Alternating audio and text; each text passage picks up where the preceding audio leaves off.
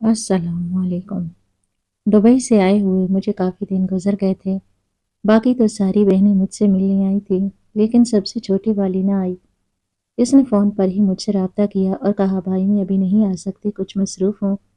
फरागत करते ही सबसे पहले अपनी बहनों की दावत रखी है और चाहा कि सब बहनों को साथ इकट्ठा कर दूँ और फिर विरासत में मिली हुई तमाम ज़मीनें अपनी बहनों के नाम कर दूँ। जो अपना हिस्सा होगा मैं इनके हवाले कर दूँगा। फिर मैं अपनी बीवी बच्चों को साथ लिए दुबई वापस चला जाऊँगा। चुनांचे मैंने एक दावत का एहतमाम किया और अपनी तमाम बहनों को इतवार के दिन दावत पर बुला लिया। मेरी तमाम बहनें दावत पर आ चुकी थीं, लेकिन सबसे छोटी वाली दावत पर मौजूद न थी। इसे मैंने पहले ही कॉल करके कह दिया था कि तुमने लाज़मी आना है, लेकिन वो अभी तक नहीं आई थी। खाना खाने का वक्त हो गया। तभी मेरी सबसे बड़ी बहन बोली, हलीमा को कॉल करो, वो अभी तक क्यों नहीं पहुंची, ताकि सब खाना खा सकें और फिर हमने घर वापस भी जाना है, तो अब जल्दी से निकाल करके बुला लें। बहन ने कहा तो मैंने जल्दी से कॉल मिलाई, लेकिन किसी ने नहीं उठाई। तो 3 मरतबा ट्राई करने पर आखिरकार इसने कॉल उठा ही ली। मैंने इसे कहा, अरे कहाँ रह गई हो छोटी, अभी तक नहीं आई। हम सब तुम्हारा इंतज़ार कर रहे हैं खाने पर, जल्दी से आ जाओ। तुम इतना वक्त लगाओगी, मैंने इसे डांटते हुए कहा। वो हमेशा से ही थोड़ी सी लापरवाह थी और मैं इसे डांटा करता था। आज भी मैं इसे वैसे ही डांट रहा था, लेकिन आगे से इसकी खोई हुई आवाज़ मेरे कानों में पड़ी। भैया मजबूरी आ गई है, घर में थोड़ा सा ज़रूरी काम है, मैं नहीं आ सकूंगी, माजरत है। लेकिन मैं आपसे कल शाम तक ज़रूर आकर मिल जाऊंगी। आप सब लोग खाना खाने में बहुत शर्मिंदा हूँ, जो मैंने आपको आने का कहा भी था लेकिन नहीं आ पा रही। आप जल्दी से ऐसा करें, खाना खा लें, मैं कल तक आपको मिलने ज़रूर आऊंगी। ये कहते हुए इसने कॉल बंद कर दी और इसकी खोई हुई आवाज़ में कुछ ऐसा ज़रूर था जिसने मुझे चौंका दिया। मुझे यूं लगता था जैसे वो खुश नहीं है, शायद कुछ गलत है या शायद वो मुझसे कुछ छुपा रही है। क्या था मैं इससे पूछना चाहता था, लेकिन मेरे पूछने से पहले ही इसने फ़ोन बंद किया। मैंने अपनी बहनों से कहा कि तुम लोग खाना शुरू करो और अपनी बीवी से कहा ऐसा करो कि हलीमा का खाना सबसे पहले पैक करके रख दो। खाना खाने के बाद मैं फ़ौरन ही जाकर इसके घर दे आऊँगा। न जाने क्या मजबूरी है इसे कि वो नहीं आ पाई। न जाने क्या बात है, मुझे ये लग रहा है जैसे वो कुछ छुपा रही हो। तभी मेरी बीवी मुस्कुराते हुए कहने लगी, अरे नहीं, क्या बात है, क्या छुपाएगी वो, इसका घर बहुत बड़ा है ना। आप तो जानते हैं इसी वजह से वो नहीं आ पाई होगी, कोई मजबूरी आन पड़ी होगी। आप ऐसे ही ख्वाह में परेशान हो रहे हैं। चलिए ठीक है, मैं आपकी तसल्ली के लिए इसका खाना पैक कर देती हूँ। इसने मुझे ये कहा तो मैं खामोशी से अपनी बहनों के साथ खुशगपियाँ करते हुए खाना खाने के लिए बैठ गया। खाना खाने के बाद जिस मकसद के लिए मैंने अपनी बहनों को बुलाया था, वो मकसद तो वहीं का वहीं रह गया। मुझे बस चोटी की फ़िक्र होने लगी थी। मैंने जल्दी से खाना खाया, अपनी बहनों को ताकीद की कि वो मेरे आने तक यहीं पर रहें। फिर जल्दी से मैंने अपनी गाड़ी निकाली और अपनी बहन के घर की तरफ मोड़ दी। इतने अरसे बाद मैं यहाँ पर आया था, मुझे यहाँ के रास्ते ही मालूम नहीं पड़ रहे थे, लेकिन ज़हन पर दबाव डालने के बाद मुझे इसके घर का पता याद आ ही गया और मैं इसके घर पहुँचा तो इसके घर को ताला लगा हुआ था। ये देखकर मैं हैरान रह गया, मुझे समझ ही ना आई कि आखिर वो इतनी जल्दी जा कहाँ सकती है। इसने मुझे कहा कि मैं घर में ज़रूरी काम है, फिर इसके घर को ताला क्यों लगा हुआ है। इधर उधर देखा, कोई भी मौजूद न था। मैंने जल्दी से इसका नंबर डायल किया, नंबर बन जा रहा था। अब तो मुझे मज़ीद इसकी परेशानी होने लगी थी। कहीं ऐसा तो नहीं था कि वो मुझे सरप्राइज़ देना चाहती हो और घर आ गई हो। ये सोचते हुए मैंने दोबारा से अपनी गाड़ी स्टार्ट की और गाड़ी सड़क पर डाल दी। गाड़ी नॉर्मल सी स्पीड में चलाते हुए मैंने गाना लगाकर सुनना शुरू कर दिया। कुछ दूर आ गया, मुझे एक बच्चा आता हुआ मेरी गाड़ी के सामने से टकरा गया। मैंने जल्दी से गाड़ी रोकी, जल्दी से बाहर निकला, फिर सामने जो इसके बच्चे की माँ भागते हुए आई तो मुझे ये देखकर जैसे करंट सा लगा। मुझे हैरानगी हो रही थी, मेरा दिल शर्मिंदगी से डूबा चला जा रहा था। ये सब क्या था, कहीं मैं ख्वाब तो नहीं देख रहा था। मैं अपने वालिदैन का इकलौता बेटा था, मेरी 3 बहनें थीं। माँ बाप अनपढ़ थे और हम सब बहुत गरीब थे। हम एक गाँव में रहते थे और गाँव में रहने की वजह से अक्सर बार ज़मीनों पर काम किया करते थे। ज़मीनों से जो अनाज और फसल वगैरह आती थी, इनका कुछ हिस्सा हमें मिलता और कुछ हिस्सा ज़मीन के मालिक को मिल जाता। बाबा मुजारे के तौर पर ज़मीनों पर काम करते थे اور ہمارے گھر کے حالات بہت زیادہ خراب ہو چکے تھے۔ یہ سب دیکھ کر میں اکثر پریشان رہا کرتا تھا۔ یہاں ہمارے گاؤں میں صرف ایک ہی سکول تھا اور وہ لڑکوں کا سکول تھا، جس میں 5 تک لڑکوں کو تعلیم دی جاتی تھی۔ اس کے بعد نہ کوئی لڑکا پڑھتا تھا اور نہ ہی کوئی لڑکی۔ اگر کسی کو پڑھنے کا شوق ہوتا تو وہ بڑی ہی مشکل سے شہر کا رخ کرتے۔ شہر کا رخ کرنا بھی ہم سب لوگوں کے لیے یوں تھا جیسے ایک ملک سے دوسرے ملک جانا ایک انوکھا کام کرنا تھا۔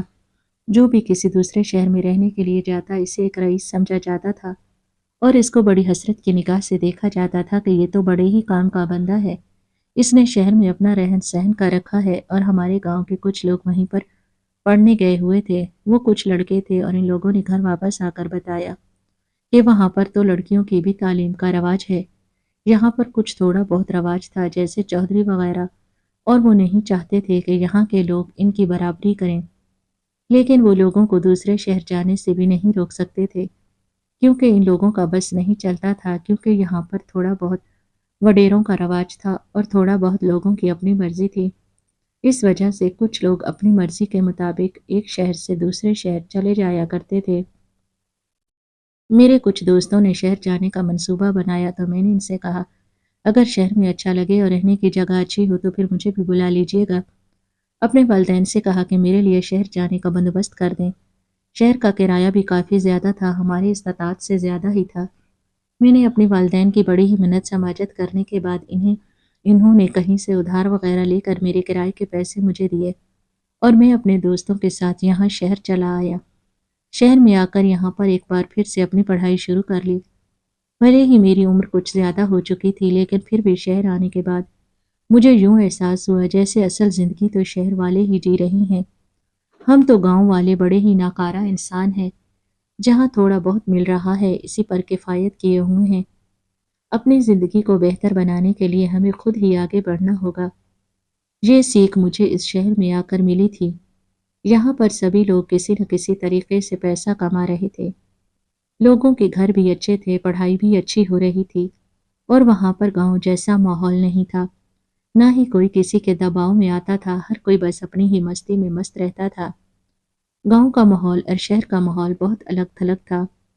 یہاں رہتے ہوئے میں نے جب 10ویں پاس کی تو خدا کا کرنا یوں ہوا کہ مجھے اسکالرشپ مل گئی۔ میں نے یہیں پر ایک کرائے کا گھر لیا اور اپنے والدین کو اپنے پاس بلا لیا۔ میری بہنیں چھوٹی تھی، میں چاہتا تھا کہ وہ بھی پڑھیں لکھیں، ان کو میں پڑھ لکھ کر بڑا ہوتے ہوئے بڑا انسان بننے دیکھنا چاہتا تھا کہ میری بہنیں گھٹ گھٹ کر نہ جیے اور نہیں تو وہ اپنی پڑھائی کے لائق تو ہوں۔ یوں میں نے اپنے والدین کو بھی یہاں پر بلا لیا۔ وہ بڑی مشکل سے مانے، آخر کار مان ہی گئے۔ بابا بوڑھے ہو رہے تھے اور مزید وہ کھیتوں پر کام نہیں کر سکتے تھے۔ میں جانتا تھا کہ وہ کچھ ہی عرصے میں دوبارہ مجھے شہر سے گاؤں بلا لیں گے اور میرے حوالے زمینیں کر دیں گے، اور میں نہیں چاہتا تھا کہ میں بھی بابا جیسی زندگی گزاروں۔ تھوڑے بہت توکل کرنا مجھے نہیں آتا تھا، میں چاہتا تھا کہ میں اپنی زندگی بدل ڈالوں، اور زندگی بدلنے کے لیے مجھے اپنی تمام فیملی کو یہاں پر بلانا تھا۔ میں نے اپنی بہن بھائیوں کو اور اپنے والدین سبھی کو یہیں پر بلایا اور پھر یہاں پر میں پڑھائی کرنے لگا۔ بہن بھائیوں کی بھی پڑھائی کا سلسلہ جاری کروا دیا، لیکن یہاں پر یہ مشکل ہو رہی تھی کہ اب گھر میں کوئی کمانے والا نہیں تھا۔ وہاں پر تو بابا چلو کھیتوں پر کام کر کے کچھ نہ کچھ کما لیتے تھے، لیکن اب تو یہاں پر کچھ تھا ہی نہیں۔ بابا کی طبیعت بھی خراب رہنے لگی تھی۔ آخر کار والدہ نے یہ تمام حالات دیکھتے ہوئے کہا میں کسی کے گھر میں کام کرنا چاہتی ہوں۔ کسی پڑوسن نے انہیں اس چیز کا مشورہ دیا اور پھر وہ مجھ سے بغیر پوچھے ہی لوگوں کے گھروں میں کام کرنے لگی۔ میں نے منع کیا تو کہنے لگی کہ تو پڑھ رہا ہے اور میں چاہتی ہوں کہ تو یہاں پڑھنے کے لیے آیا ہے، تو پڑھ، اور اگر پڑھ لکھ کر کوئی اچھا انسان بنتا ہے، کوئی بڑا انسان بنتا ہے تو میں تیرے لیے بے حساب قربانیاں دے سکتی ہوں۔ تو اپنی بہنوں کو بھی پڑھا اور خود بھی پڑھ۔ میں نے اپنی ماں سے وعدہ کیا کہ بہت کم وقت ہے لیکن اس کے بعد میں تمہارے لیے ضرور کچھ ایسا کروں گا کہ تمہاری تھکن دور ہو جائے گی۔ اپنے والد سے بھی یہی کہا۔ یوں کرتے کرتے میری ماں نے لوگوں کے گھروں میں کام کرنا شروع کر دیا۔ بڑی بہن پڑھ نہ سکی تو وہ سلائی کڑھائی کا کام کرنے لگی۔ سلائی کڑھائی سے بھی کچھ پیسے آنے لگے تھے اور گھر میں ہی میں نے کلاسیں دینا شروع کر دی۔ یہ تھا کہ اب وہ پہلے سے کچھ بہتر ہو چکی تھی۔ میں چاہتا تھا کہ اگر وہ کوئی کامیاب نوکری وغیرہ نہ کرے تو کم از کم انہیں اتنا تو شعور آ جائے کہ زندگی کیسے گزاری جاتی ہے۔ میں نہیں چاہتا تھا کہ وہ گھٹ گھٹ کر زندگی گزارے میری ماں کی طرح۔ میں اپنے خاندان میں تبدیلی لانا چاہتا تھا اور میں تبدیلی لا بھی رہا تھا۔ یوں ہی زندگی گزر رہی تھی، بہن سلائی کرتی اور ماں لوگوں کے گھروں میں کام کرتی۔ کرتے کرتے مجھے FSC کے بعد جاب کرنے کا بھوت سوار ہو گیا، لیکن جاب نہیں مل رہی تھی کیونکہ میری تعلیم اتنی زیادہ نہیں تھی۔ 2 سال لگا کر میں نے BA کیا اور پھر اپنے دوستوں کو اور کچھ جاننے والوں کی طرف سے مجھے مشورے ملنے لگے کہ میں دوسرے ملک جا کر کام کرنا شروع کر لوں۔ ایک دوست نے وہاں جا کر نوکری کرنا شروع کر دی تھی اور مجھے یہ مشورہ دیا تھا کہ تم بھی یہاں پر آ جاؤ، تمہاری نوکری کا بندوبست کر دوں گا۔ اب میرے پاس اتنے پیسے نہیں تھے، میں کیسے جاتا؟ بڑی ہی مشکل سے کچھ دوستوں سے ادھار وغیرہ لے کر میں نے اپنے ویزے اور پاسپورٹ کا مسئلہ حل کیا اور پھر دبئی چلا گیا۔ وہاں سے مجھے اچھی نوکری مل گئی اور وہاں سے کما کما کر بھیجنے لگا۔ خدا کا شکر تھا کہ میری بہنیں بھی پڑھ لکھ گئی تھیں اور والدین نے دوبارہ گاؤں کا رخ نہیں کیا تھا۔ میرے لیے میری یہی بڑی کامیابی بہت تھی۔ کما کر یہاں سے بھیجنے لگا تو وہاں کے جیسے دکھ ختم ہونے لگے تھے۔ امی نے بہنوں کا جہیز بنانا شروع کر دیا اور پھر 2 سال بعد بڑی بہن کی شادی رکھ دی۔ شادی پر میں بھی آیا تو میری ماں نے شادی کے بعد ایک اور عجیب سی خواہش رکھی تھی، اور وہ خواہش یہ تھی کہ میں تمہاری شادی کرنا چاہتی ہوں، لیکن میں ایسا نہیں چاہتا تھا۔ میں نے کہا امی، اگر آپ کو اتنی ہی جلدی ہے تو چلیں، آپ میری منگنی کر سکتی ہیں۔ آپ میری منگنی کر دیں، باقی 2 بہنوں کی شادی کے بعد ہی میں اپنی شادی کروں گا۔ میں نہیں چاہتا کہ میں اپنا گھر بسا لوں، کیونکہ اگر میں نے شادی کر لی تو پھر میری تنخواہ سے یا تو میرا گھر چلے گا یا پھر میں آپ لوگوں کو اور بہنوں کا خرچہ پورا کر سکوں گا۔ ابھی میں چاہتا ہوں کہ آپ بہنوں کے فرضوں سے سبکدوش ہو جائیں، اس کے بعد ہی میں اپنے بارے میں سوچوں گا۔ یہ سنا تو ماں نے مسکراتے ہوئے میرے سر پر ہاتھ پھیرا اور کہا چلو ٹھیک ہے، میں تمہارے رشتے کے لیے بات کرتی ہوں۔ انہوں نے 2-3 جگہوں پر رشتے کی بات کی اور پھر ایک جگہ میرا رشتہ پکا ہو گیا۔ لڑکی بہت اچھی تھی، پڑھی لکھی تھی، میری سوچ کے آئین مطابق تھی۔ میں نے ہاں کر دی اور پھر میری منگنی ہو گئی اور شادی دونوں بہنوں کی شادی کے بعد رکھ دی گئی۔ جو مجھے کوئی مسئلہ نہ ہوا اور میں منگنی کے بعد دوبارہ دبئی آ گیا۔ یہاں پر آ کر کمانے لگا، کچھ سیونگ اپنے پاس رکھتا اور کچھ ماں باپ کو پیسے بھیجتا۔ ماں نے انہی میں سے جوڑ جوڑ کر 1-1 روپیہ رکھ رکھ کر بہنوں کا جہیز تیار کیا اور پھر دونوں بہنوں کو باری باری رخصت کر دیا۔ تیسری بہن کی شادی پر میں آیا تو میری آنکھوں سے آنسو بہنے لگے تھے۔ انہی بہنوں کے لیے ہی تو میں نے یہاں کا رخ کیا تھا اور اب میں ان بہنوں کے فرض سے وقت پر سبکدوش ہو چکا تھا۔ یہ چھوٹی جسے میں اتنا پیار کرتا تھا، بالکل بچوں جیسی لگتی تھی، آج اس کی بھی شادی کے دن آ پہنچے تھے۔ مجھے بالکل بھی یقین نہیں آ رہا تھا۔ اسے رخصت کیا، ایک بار پھر سے دبئی واپس آ گیا۔ اب مجھے اپنی شادی کے لیے پیسے جوڑنے تھے، گھر پالنے کے لیے مجھے کچھ تو کرنا ہی تھا۔ یہاں پر آ کر میں نے نوکری کرنا شروع کر دیا۔ یہاں پر اب میں دو نوکریاں کرنے لگا تھا، کیونکہ ایک نوکری سے گزارا مشکل سے ہونے لگا تھا۔ میں نے 2 نوکریاں کرنا شروع کر دیں اور پھر اپنی شادی کے لیے جب پیسے مکمل کر لیے تو ادھر سے ماں باپ کی بھی کال آ گئی۔ ان دونوں کی طبیعت اب پہلے جیسی ٹھیک نہیں رہتی تھی۔ میں نے ان دونوں کے لیے ملازمہ رکھ دی تھی اور انہیں کہا تھا کہ وہ مکمل طور پر آرام کرے۔ یہاں آ کر جب کچھ دن رکا تو ان لوگوں نے میری شادی کر دی اور پھر شادی کے بعد میں واپس دبئی چلا آیا۔ یہاں سے میں پیسے کما کما کر بھیجتا رہا۔ مجھے ایک بار کال آئی کہ میری ماں اس دنیا سے چلی گئی۔ فوراً ہی میں نے ٹکٹ بک کروائی اور پھر پاکستان آ پہنچا۔ ماں اس دنیا میں نہیں رہی تھی، میری آنکھوں سے آنسو نہیں رک پا رہے تھے۔ کافی عرصہ یہاں پر رہا، والد بھی بیمار رہتے تھے، ان کی بھی زندگی کا کوئی پتہ نہیں تھا۔ میں چاہتا تھا کہ میرے ہوتے ہوئے انہیں کچھ نہ ہو، لیکن خدا جس چیز کو لکھ دیتا ہے اسے کون ٹال سکتا ہے۔ کچھ عرصے بعد ہی وہ بھی چل بسے اور میں جیسے تنہا رہ گیا تھا۔ میرا ایک بیٹا بھی ہو چکا تھا اور پھر یہاں پر میرے لیے کوئی کام بھی نہیں تھا۔ میری چھٹی ختم ہو چکی تھی اور مجھے واپس دبئی جانا تھا۔ اپنی بیوی کو ان تمام حالات کے حوالے کیا اور اسے کہا اپنا خیال رکھے اور بہنوں کا بھی خیال رکھے، ان کے آنے جانے اور ان کے کھانے پینے کا بھی خیال رکھے، وہ جب بھی آئیں ان کی کافی خاطر مدارات کرے۔ میری بیوی نے میری بات پر سر جھکا دیا، وہ بھی میری کافی تابعدار تھی۔ इसने मुझे कभी कोई शिकायत का मौका नहीं दिया था। दुबई में भी अपनी बहनों का साथ हाल अहवाल दरियाफ्त करता रहता। दिन यूं ही गुजरने लगे और यहाँ रहते रहते मुझे काफ़ी अरसा गुजर चुका था। तकरीबन 5 साल बाद आज मैं वापस आया तो अपनी बहनों से मिला। सभी बहनें एक एक करके मुझे मिलने आ गईं, लेकिन छोटी अभी तक नहीं आई थी। बाकी दोनों से मैं मिल चुका था। छोटी को कॉल की तो कहने लगी, भैया घर में बहुत ज़रूरी काम है, इसी वजह से मैं आपसे मिलने नहीं आ सकी, कुछ दिनों में आती हूँ। इस वजह से मैंने इन तीनों के लिए घर पर दावत रखी, जो ज़मीन गाँव में बाबा के नाम पर थी। बाबा ने मरने से पहले ही वो मेरे नाम कर दी थी और कहा था कि जब तुम्हारे तीनों बहनें अपने-अपने घर की हो गई हैं और जब वो तीनों तुमसे कोई मुतालबा ना करें, तो तुम खामोशी से ही ज़मीनें इनके हिस्से पर इनको दे देना और अपना हिस्सा खुद रख लेना। बाप की वसीयत के मुताबिक मुझे ये काम करना था। चुनाचे इतवार का दिन था, मैंने चुन लिया। मेरा दिल नहीं माना, आखिरकार मैंने खाना पैक करवाया और इसके घर चला गया। इसके घर को ताला लगा था और फिर खामोशी से वापस आया। अभी मैं रास्ते में ही था कि एक बच्चा मेरी गाड़ी के साथ एक्सीडेंट हो गया। मैं जल्दी से भागता हुआ गाड़ी से बाहर निकला तो इसकी माँ भागती हुई आई। इस बच्चे को अपने सीने से लगाकर कहने लगी, मेरे बेटे को क्या हो गया है? वो बच्चा बेहोश हो चुका था, इसे चोट तो नहीं लगी थी, लेकिन इसके जो फटे पुराने कपड़े थे वो मुझे हैरत में मुब्तला कर रहे थे। तभी इसकी माँ ने ऊपर सर उठाया तो मैं हैरान रह गया। मुझे एक झटका लगा था, वो कोई और नहीं मेरी बहन ही थी, वही छोटी हलीमा। मैंने इसे देखा और कहा, हलीमा ये तुम्हारी क्या हालत हो चुकी है और तुमने मुझे बताया क्यों नहीं? तुमने मुझे ये क्यों कहा कि कोई ज़रूरी काम आन पड़ा है? इसकी आंखों में मुझे देखकर आंसू भरने लगे थे। इसने अपने बेटे को उठाया और मेरे सीने से लग गई। मैंने अपने सीने से लगाया और काफ़ी देर इसे रोने दिया।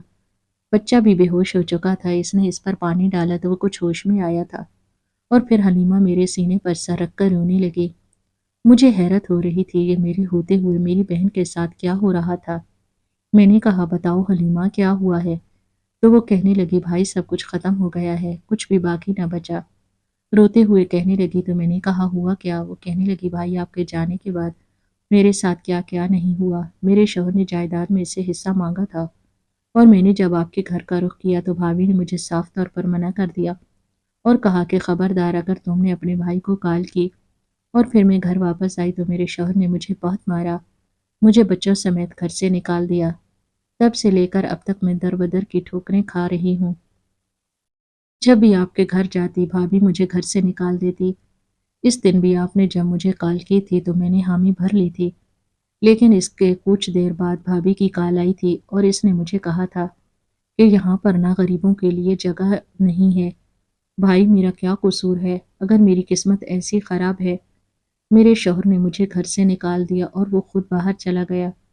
तब से मैं यहीं करीब ही एक झोपड़ी में रहती हूँ। यहाँ पर कमाती हूँ, किसी न किसी के घर में काम कर लेती हूँ। कोई न कोई मज़दूरी मिल जाती है और अपने बच्चों का पेट पालती हूँ। लेकिन आज 3 दिन हो गए हैं, मेरे बच्चे भूखे हैं। वो रोते हुए मुझे बताने लगी, तो मेरी आँखों में आँसू आ गए। मेरे होते हुए वो बिल्कुल लावारिसों की तरह थी। मैंने इसे सीने से लगाया और कहा, तुम एक बार मुझे कॉल करके बताती तो सही। तो वो कहने लगी, कैसे बताती? आपकी बीवी ने मुझे मना कर दिया था और इसने मुझे ये कहा था कि तुम्हारे भाई ने खुद ही मना किया है और इसने कहा है कि दोबारा मुझे कॉल ना करे। लेकिन जब आपने मुझे कॉल की तो मैं आपसे बात किए बगैर न रह सकी।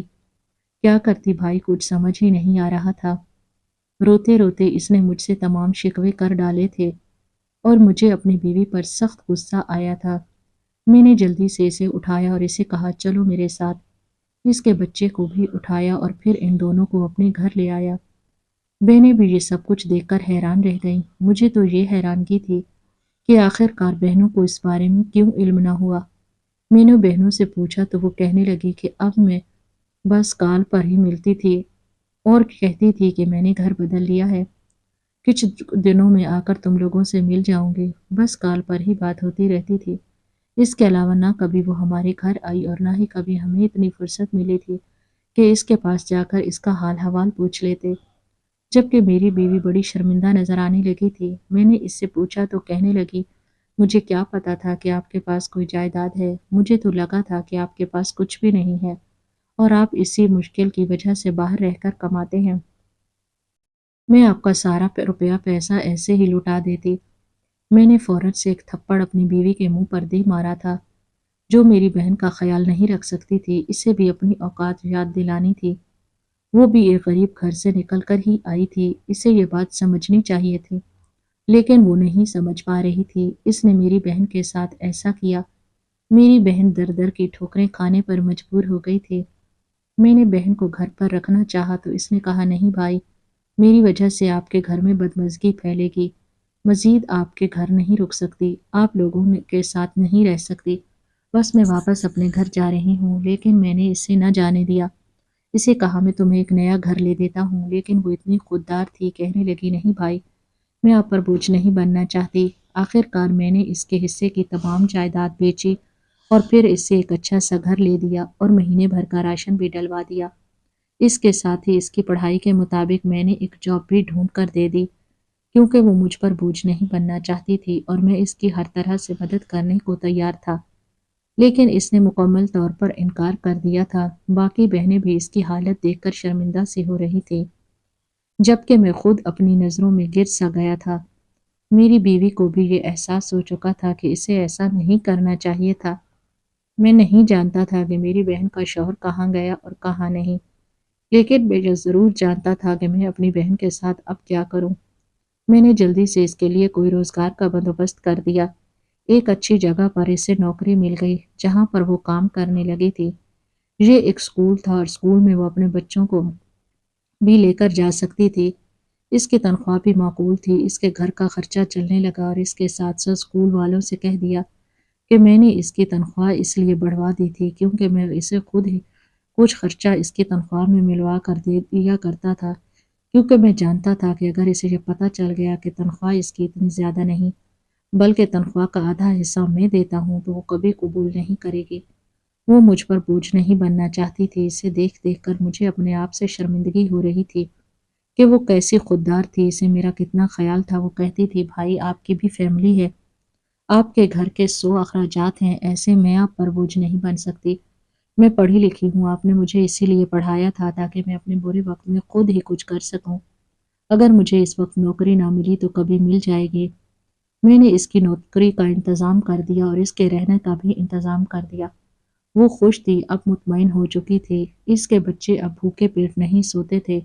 اس سے بڑھ کر مجھے اور کیا چاہیے تھا؟ میں پرسکون ہو چکا تھا اور اب ہمیشہ میں اپنی تینوں بہنوں کا باری باری خیال رکھتا ہوں۔ دوبارہ دبئی جانے سے میں نے احتیاط برتی اور پھر یہیں پر ہی میں نے کام ڈھونڈنا شروع کر دیا۔ جو پیسے کما کر لایا تھا اس سے میں نے اپنا کاروبار سیٹ کیا اور پھر یہیں پر رہنے لگا، کیونکہ میں اب اپنی بیوی پر مزید بھروسہ نہیں کرنا چاہتا تھا، کیونکہ میں جانتا تھا کہ ایک بار وہ میری بہنوں کے ساتھ ایسا کر سکتی ہے تو میری دوسری بہنوں کے ساتھ بھی کر سکتی ہے۔ میں نہیں چاہتا تھا کہ جو حال میری ایک بہن کا ہوا اور بہنوں کا بھی ایسا ہو۔ باقی دونوں تو پھر بھی بہت اچھے گھرانوں میں تھیں۔ چھوٹی کو بھی میں نے دیکھ بھال کر اچھے گھرانے میں ہی دیا تھا، لیکن نصیب کی بات ہوتی ہے۔ میرا خوف بس بیٹیوں کے نصیب کی طرف ہی جاتا ہے، چاہے بیٹیوں کو ہم کتنے ہی جہیز اور کتنے ہی مال و متاع کے ساتھ رخصت کیوں نہ کر لیں، اگر اس کا نصیب اچھا نہیں ہوگا تو اس کی زندگی پرسکون کبھی نہیں گزرے گی۔ بس خدا تعالیٰ ہر بیٹی کے نصیب اچھے کرے۔ جس کا نصیب اچھا ہوگا تو وہ چھوٹی سی جھونپڑی میں بھی راج کرے گی، اور جس کا نصیب اچھا نہ ہو وہ محلوں میں بھی رلتی ہے۔ مجھے اپنی چاند سی بہن کا بہت دکھ تھا، لیکن اب کیا ہو سکتا تھا؟ اب میں مزید اپنے آپ کو دبئی میں ذلیل نہیں کرنا چاہتا تھا، نہ ہی میں یہاں پر اپنی بہنوں کو ذلیل کرنا چاہتا ہوں۔ بس میں نے پاکستان کو ہی اپنا مسکن بنا لیا اور آپ سب لوگوں سے بھی یہی درخواست کرتا ہوں کہ خدارہ پردیس میں رہتے ہوئے بھی اپنی بہنوں کا خیال رکھا کیجیے۔ یہی بہنیں ہی تو ہوتی ہیں جن کی دعاؤں سے ہی اللہ تعالیٰ ہمیں نوازتا ہے، اور بے شک بہن کی دعا انسان کو عرش تک پہنچا دیتی ہے۔ خدارہ اپنی بہنوں کا خیال رکھیں، یہ تو معصوم ہوتی ہیں، یہ ہر مشکل برداشت کر لیتی ہیں، لیکن بھائیوں پر آنچ نہیں آنے دیتی۔ بس اپنی بہنوں کا خیال کیجیے اور انہیں ہمیشہ سپورٹ کرتے رہیے تاکہ وہ خوش رہیں، آباد رہیں۔